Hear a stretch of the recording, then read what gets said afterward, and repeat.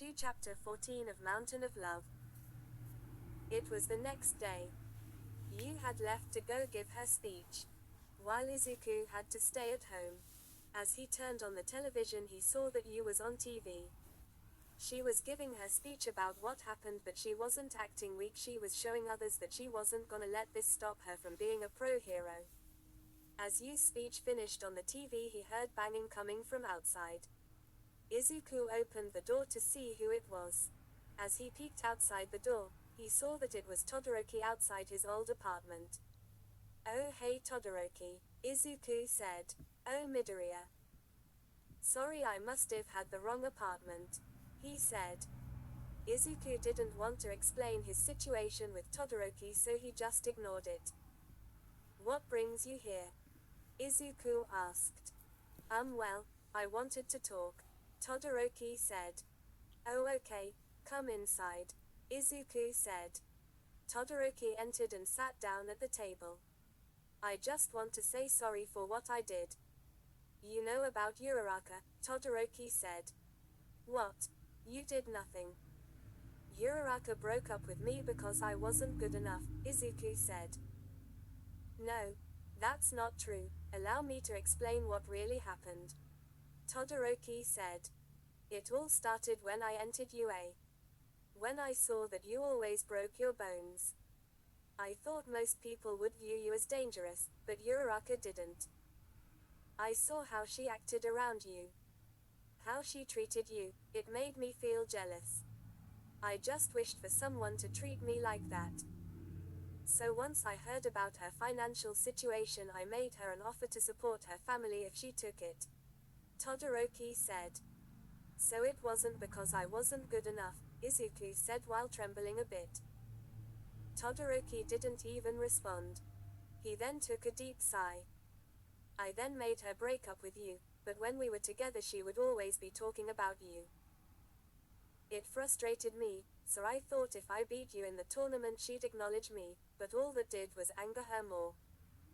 She told me never to talk to her again after that," Todoroki said.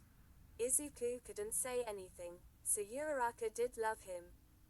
So what does he do now? I mean, I have you now, Izuku thought. He was conflicted. He didn't know what to do. He told Todoroki to leave. He opened his phone and called Uraraka over. Time skip. Uraraka knocked on the door. Izuku let her in. They both sat down at the table. "Uraraka, I know about your situation with Todoroki," Izuku said. Uraraka froze. "So why did you break up with me? You could have handled it differently, like couldn't you have told me?" Izuku said. "I wasn't allowed to tell anyone."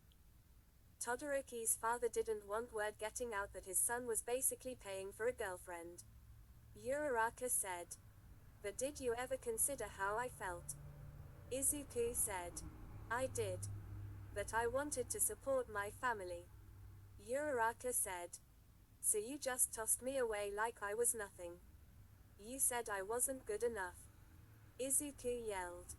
"Of course you were good enough. You risked your life to save me in the entrance exams, and you've done so much for me since. So I thought if I broke up with you like that you'd try to pursue me further so we could get back together." Uraraka said. "You dumped when I was at my lowest. I went through so much in such a short period of time. And you thought I'd pursue you even further. I tried ending my life because I had reached the lowest point of my life, but someone was there for me. And that person wasn't you." Izuku yelled. Uraraka was shocked. She couldn't even respond. "Izuku, I just go," Izuku said quietly. Uraraka then left the apartment. As she walked out the door, she felt nothing but guilt. She kept her head down while walking down the hallway outside the door. She then looked up and saw a blonde-haired woman walking past her. Uraraka saw this woman walk closer to Izuku's door. "Hey, what apartment room are you in?" Uraraka asked. The woman turned towards Uraraka. "Room 203, why?" Yu asked in utter confusion. Uraraka smiled. So this is her, she thought. Thanks for being there for him. If it weren't for you he probably wouldn't be here at all. So please take care of Izuku, Uraraka said.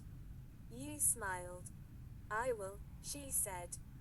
Yu then opened her door and walked into her apartment. Uraraka kept walking away. I have to move on. I have to support them. As Izuku doesn't love me anymore, I just have to accept it and support them, even if. She clenched her chest. Tears were streaming down her face. It still hurts, she said.